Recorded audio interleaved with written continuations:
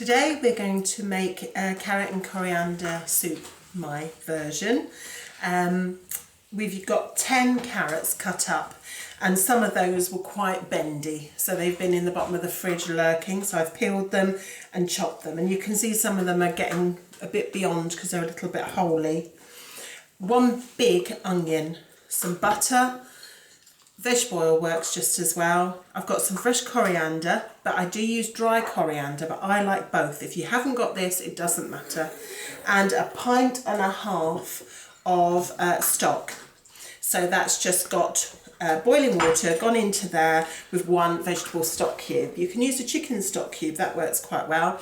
You can use bouillon if you've got it, but remember it's quite salty. So whatever I'm adding, a seasoning, you don't want to add as much salt if you're using that. Obviously a wooden spoon, a little bit of cream, just to enrich it after. I normally put a bit on the bowl after. And some nice crusty bread we've got ready for lunch. This is low GI bread to have with it. So this, I'm hoping this will make soup for 4. So that's a bag of carrots. Now what's a bag of carrots? Depending where you buy them really, but it's under £1 all in, I would imagine, not including the bread, for a meal for 4. So that's not bad going. If you want more, obviously add another onion, add more carrots, more stock. So I'm just gonna normally I just cook what I've got and I never know how it's going to come out. There's 3 in our family and I just adjust the portions accordingly. I've got a really nice some old, I brought in a charity shop, some old soup mugs, and we tend to for lunch have one of those with some bread. If I've got a bit more, we have a bowl. So that's how we go. But it's very delicious, very filling, very good for you, packed full of beta carotene and all other great stuff. So I'm going to take this over to the pan now. You'll need a frying pan. This doesn't take long at all. A hand blender is really required, or a blender. The hand blender, soup blender, is the best thing to use for me. I find that the easiest. So we're going to probably end up using a frying pan, saucepan, wooden spoon and a hand blender, and this will be made very quickly. So as you can see, I've put a good knob of butter in there to cook the onions. I'm going to put in, now I don't normally weigh this, I just do this by the seat of my pants. So I would say we're going to go, you want a good taste to this, so I would say a good couple of tablespoons. I might have to add more because like I say, I just go by eye. I'm using garlic granules again, purely because it's just simple. Putting quite a bit in, as you can see. Lots of pepper, because we love pepper. You don't have to put it in if you don't like pepper. Oh, there goes dog. Bob. I put on a pan onto the other ring, and what I'm going to do is put my pint and a half of stock in there, and I'm going to put my 10 cut up carrots in there. Now you're going to use all this water, it's not going to be thrown out, so any goodness that's going to be cooked from these will be trapped into there. And you want these to become soft, softer than if you were cooking you know, carrots for a meal, because they're going to be needed to be blended down. Now you can see that. Oh, I forgot to say, I've actually done this with coconut oil before, and that's really nice too. That adds like a really, well, you can taste the, so it's almost like a coconut and carrot soup. They team brilliantly, but not everyone has coconut. So you can do this with vegetable oil, butter or coconut oil. One big onion. And we want this to cook clear through, and we want to get all the spices onto here. So this is ground coriander in here. Now the good thing about stuff like this is you can substitute. So, you know, if you haven't got coriander, you could put a little bit of mild curry powder in, and then you've got like a spicy carrot soup. So there's no, you know, I've got fresh coriander today. Sometimes I don't have it at all, and I just use dry, you know, just use dry. I adapt to whatever we have, like you're doing, and like we're all doing at the moment. So they need to get cooked. Now I'm going to put in most of the coriander that come off of my plant, and I'd already taken some off the other day. I'm going to hold a tiny little bit back for decoration. Bit of garnish. Yeah, because this will go brown now. You won't see this in the soup. Some people hold it back, the fresh coriander to the end, and then add it in and just do a mild blend, so you still see the bits of coriander going through it. But I'm just going to do the simplest format at the moment. So we need to get those other bits cooked. So carrots are cooking. They're going to be a little while. As soon as this is clear through and cooked, you switch off your frying pan. Okay? And then it's as simple as this. You then add that to that pan when this is cooked with all the fluid in it, and then you blend. So you can see how quick this is. It's just the length. I mean, if I'd have put these on earlier, like I probably would have, it's even quicker, but I just wanted you to show you all the ingredients. So they could have been cooking already. Come back to you in a second.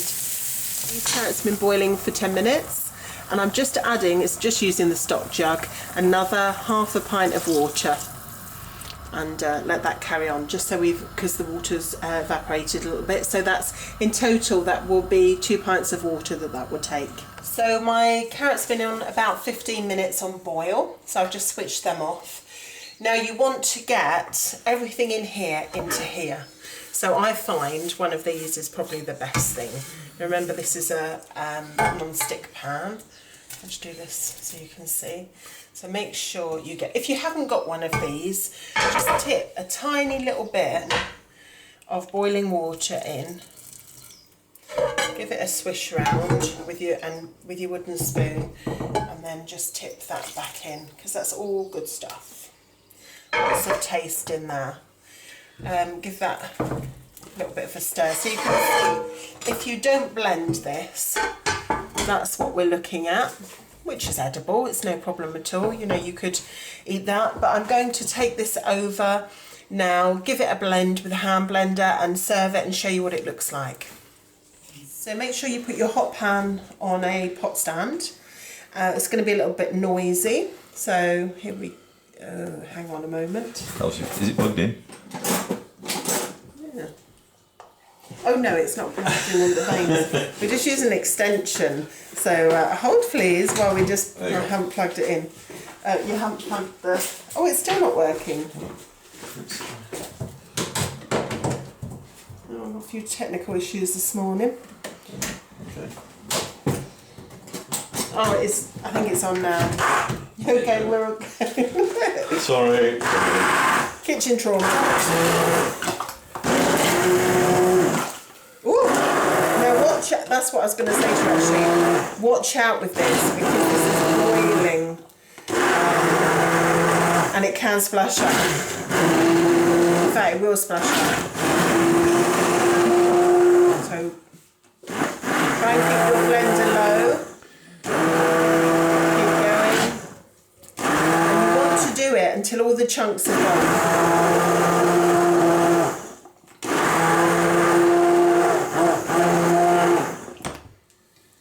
Let's have a little stir. Still got a few.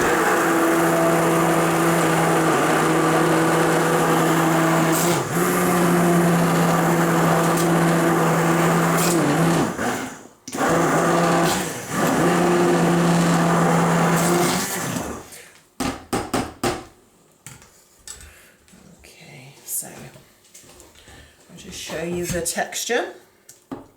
It's got some lovely colour. Still got some bits of coriander coming through, so that's good. It's nice to see that in there. Now, taste at this point before you serve. I know people can add their own seasoning. Remember, this is blimmin' boiling.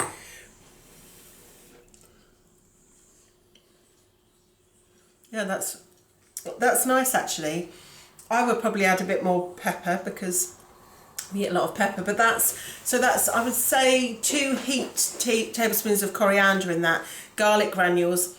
If you make this and you think again, do you know what, I would have preferred it with a bit of chilli in it, or a bit more of this or that. You Ginger? can not really, no, but you can adjust it accordingly to your personal taste. Like I say, the coconut oil works well. So this is our soup mug.